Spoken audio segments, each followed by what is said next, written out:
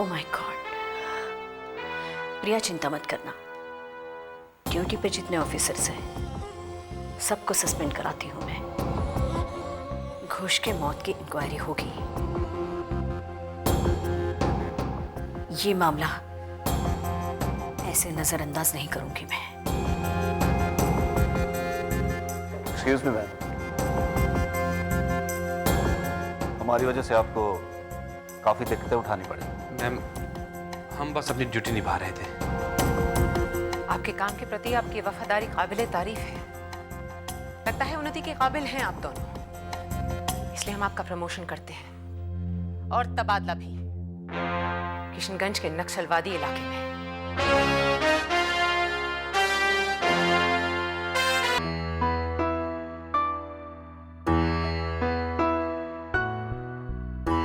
Welcome mummy.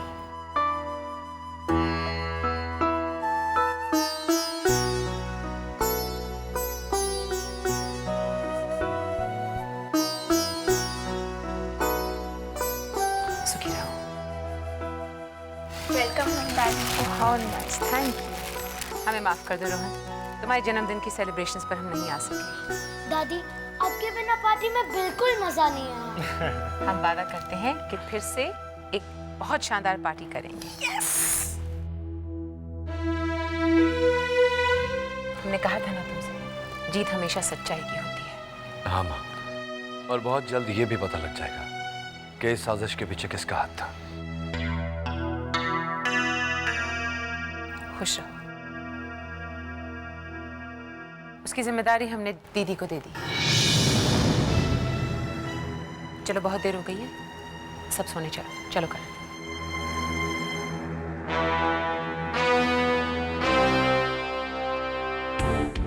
Madam से मिलना है। अरे मैडम से मिलना है। ठहरिए, आप अंदर नहीं जा सकते। जब तक मैडम का अपॉइंटमेंट लेटर नहीं होगा आप अंदर नहीं जा सकते। आप उनसे पूछ तो लीजिए, जब वो कस्टडी में थी तो मैंने ड्यूटी दिया है। वो मुझे जानती हैं, मैं पुलिस कांस्टेबल हूँ। आप उनको कह दीजिए कम्मू मिलने आइए, फिर आपको पता चल जाएगा मैं कौन हूँ। ठीक है, आप यहीं रुकिए, मैं बुलाता हूँ। मैडम, आपने मुझे पहचाना? वो जब मैडम कस्टडी में थी तो आपको मिलवाने ले गई थी।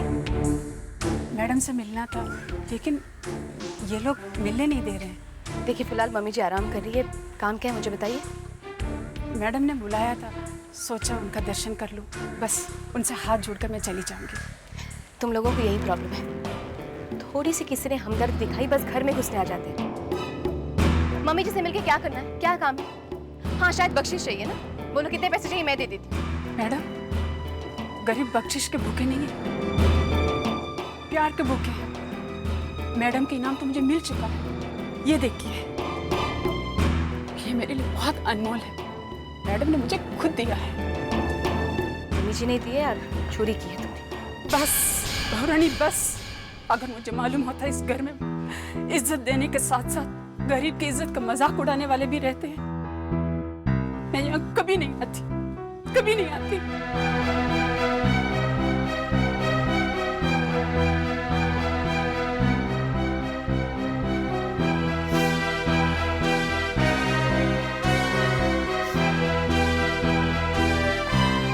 कम्मो, कम्मो, क्या बात है? किसी ने तुमसे कुछ कहा? तुम रो क्यों रही हो? हाँ? बताओ मुझे, बताओ क्या बात है, बताओ। हमसे कोई क्या कहेगा मैडम, बस मैडम से मिलने के लिए आई थी। लगता है वो आराम कर रही है, मैं फिर आऊंगी। तुमसे किसने कहा वो आराम कर रही है? किसने कहा तुमसे वो आराम कर रही है? ये वक्त उनका लोगों के मिलने का है। तुम चलो मेरे साथ, चलो। नहीं मैडम, शायद गरीबों को सबसे मिलने का हक नहीं होता। चलो तुम मेरे साथ, कम चलो। रहने दीजिए मैडम, आप उनको कह दीजिए मेरा नमस्ते। जो भी कहना है तुम उनसे खुद कहोगी। कि मैम, चलो चलो चलो चलो चलो। हाँ समर बोल। Karan, I think this is the right time for action.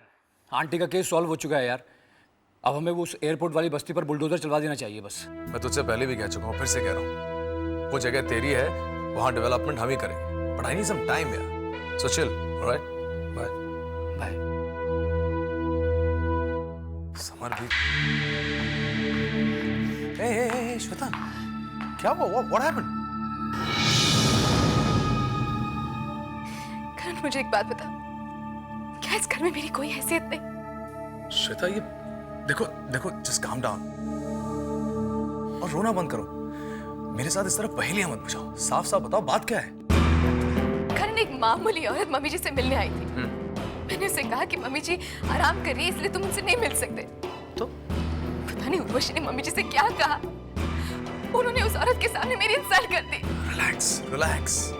देखो तुम्हें ये समझना होगा कि हमारा खानदान कोई आम खानदान नहीं, हमारे घर के कुछ तौर तरीके हैं और मुझे पूरा यकीन है कि बहुत ही जल्द तुम ये तौर तरीके समझ भी जाओगे और अपना भी लोगे। लेकिन इस तरह बात बात पे बुरा मानने का कोई फायदा नहीं है। So relax, alright? हर रोज इस घर में किसी न किसी बात पर मेरी इंसल्ट होती है और तुम मुझे समझा दो। करण मुझे अपनी नहीं तुम्हारी इज्जत की परवाह। अगर उर्वशी और बड़े भैया का यही रवैया रहा तो तुम्हारी इज्जत को भी खत्म होने में टाइम नहीं लगेगा। मम्मी जी के लिए आंदोलन तुम करो, पुलिस के डंडे तुम खाओ, लेकिन मम्मी जी की रिलीज का क्रेडिट बड़े भैया ले जाएंगे। पार्टी के लिए पसीना तुम बहाओ, लेकिन इलेक्शन की कमान संभालेंगे बड़े भैया। कमान करा। I don't understand, तुम अंधे हो? क्या तुम्हें पता नहीं कि इस घर में तुम्हें साइडलाइन करने की पॉलिटिक्स चल रही है? देखो करण, मुझे मेरी किसी से पर्सनल दुश्मनी नहीं है इस घर में, ओके? लेकिन मैं तुम्हारी बीवी हूं, तुम्हारे लिए मैं सब कुछ सहन कर लूं, लेकिन तुम्हारे हक पर किसी और का कब्जा ये मैं बर्दाश्त नहीं करूं।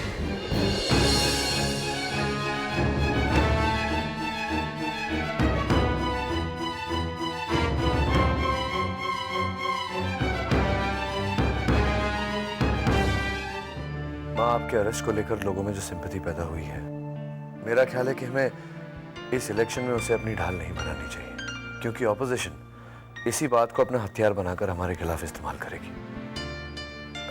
कोई और स्ट्रेटेजी सोचनी होगी। ये तुम कह रहे हो? जो बेइंसाफी की गई है हमारे परिवार के साथ, जो साजिश रची गई है हमारे खानदान के खिलाफ, चुप रहे हम उसके बारे में? माँ कभी कभी खामोशी ही सब कुछ कह देती, और फिर हमारे परिवार के साथ जो बेइंसाफी हुई है, अगर हम लोगों को खुद उसके बारे में बताएंगे तो उसका उतना असर नहीं होगा जो एक आई विटनेस के कहने से होगा। हम समझे नहीं। माँ, आपके अरेस्ट के दौरान जो बातें आपके साथ हुई हैं, जैसे कि आप पर जो टॉर्चर किया गया, आपके बयान पर जबरदस्ती आपके सिग्नेचर्स लिए गए, उन सब की चश्मदीद गवाह कांस्टेबल कम्मो है। और अगर कांस्टेबल कम्मो खुद ये बात प्रेस और पब्लिक के सामने कहे तो फिर हमें इलेक्शन जीतने से कोई नहीं रोक सकता। बिल्कुल वीर की तरह सोचते हो तुम। एक अच्छे नेता के सभी गुण हैं तुम में कुणाल। कम्मो हमारे साथ है और तुम जो फैसला करोगे हम उस पर अमल करेंगे। We'll carry on this meeting tomorrow morning, Mama. Good night.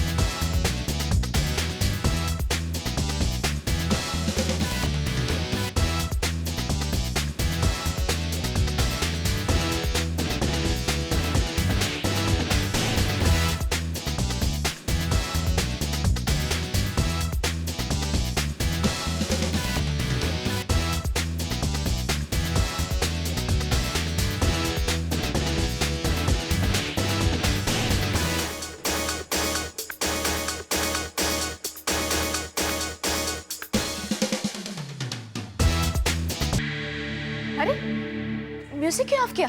Shweta, सुबह सुबह मम्मी की योगा का टाइम होता है, इतना लाउडली तुमने म्यूजिक चला दिया, कमाल है।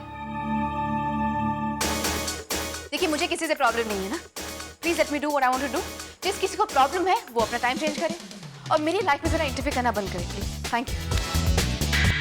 Oh please. श्वेता, तुम एक बात समझ नहीं रही हो, मम्मी को पूरे दिन में सिर्फ 2 घंटे मिलते हैं अपनी पर्सनल लाइफ के लिए। तुम 2 घंटे के लिए एडजस्ट नहीं कर सकती? उनके पूरे दिन का शेड्यूल फिक्स्ड है। तो मैं भी खाली नहीं बैठी हूँ ना। देखिए, मैं भी बहुत बिजी हूँ, मेरा भी शेड्यूल फिक्स है। सो आई रियली अप्रिशिएट कि अगर आप मेरे लाइफ में इंटरफेयर करें तो। Thank you. This is too much Shweta. I am sorry. This is just too much.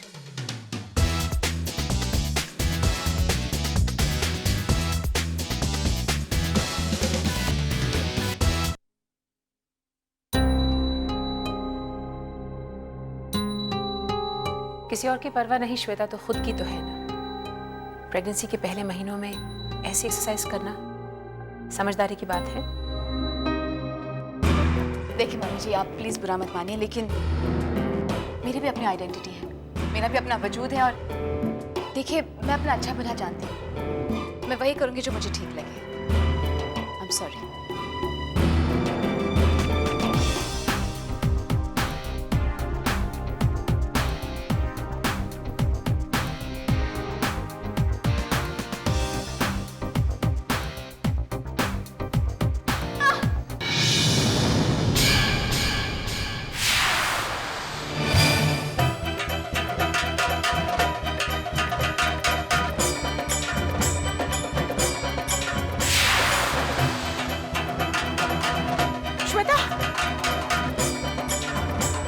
Doctor को बुलाओ जल्दी।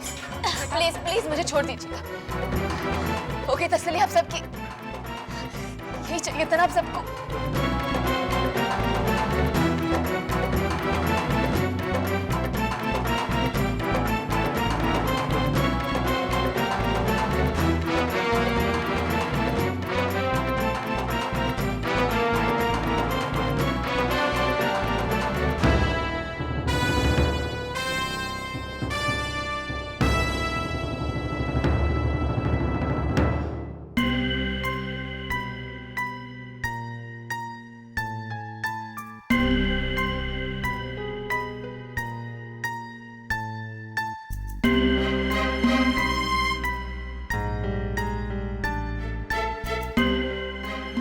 किस मिट्टी की बनी है ये लड़की।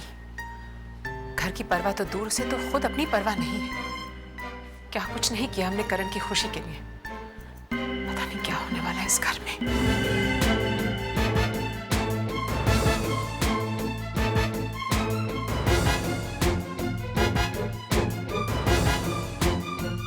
और क्या हो श्वेता? मना करने के बावजूद भी श्वेता एरोबिक्स करती रही। उसका पैर फिसल गया, डॉक्टर अंदर है उसके साथ।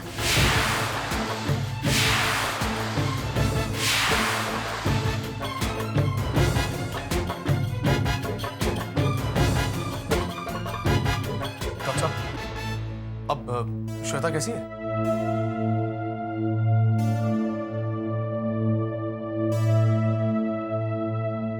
मैं आपसे पूछ रहा हूँ, श्वेता कैसी है डॉक्टर साहब? वो ठीक तो है ना? आई एम सॉरी, मिसकैरेज हो गया। क्या?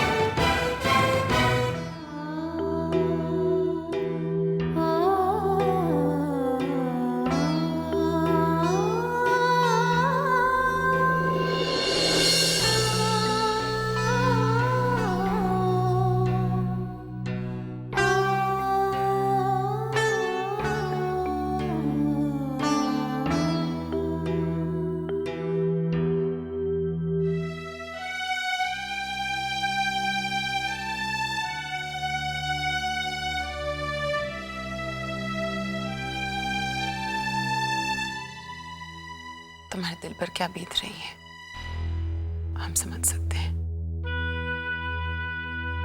एक के बाद एक हमारे परिवार की खुशियां आने से पहले ही बिखर रही हैं।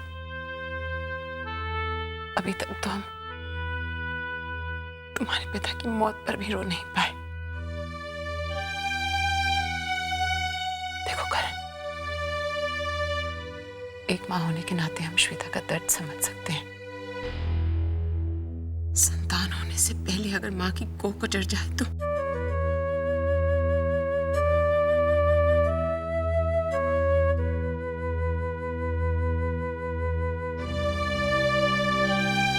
उसकी नाराजगी जायज है। ऐसे में उसे अपने माता पिता की छत्र छाया में होना चाहिए। श्वेता की भलाई इसी में है कि कुछ दिनों के लिए तुम उसे उसके माता पिता के घर छोड़ो। उसका मन संभल जाएगा। मेरा बच्चा माँ, सब ठीक हो जाएगा। करण, हम पता करते हैं। मैं ना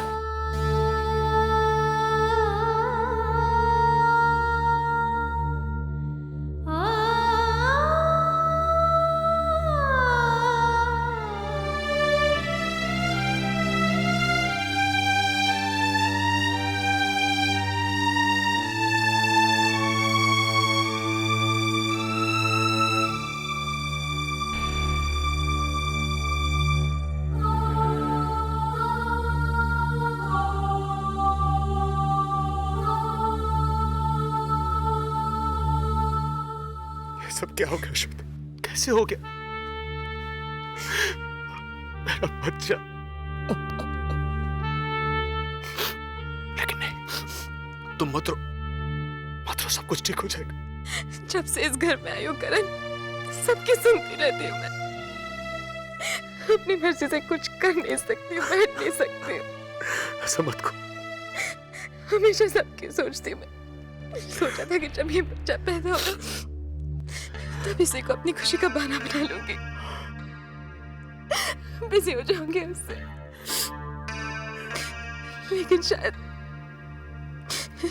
खुशी और मम्मी जी को ये मंजूर नहीं। भाभी और माँ, श्वेता, उन दोनों ने क्या किया है? जाकर पूछो उनसे, क्या गलती थी मेरी करण? क्या कसूर था मेरा? करण, उन्हीं की वजह से। कह रही हो तुम?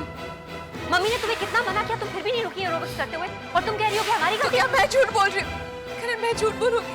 क्या मैं ये सब जानबूझ के करूंगी? करण, ये कैसे कह सकती है कि मैं झूठ कह? करण, मैं कह रही हूँ, मुझे किसने धक्का दिया?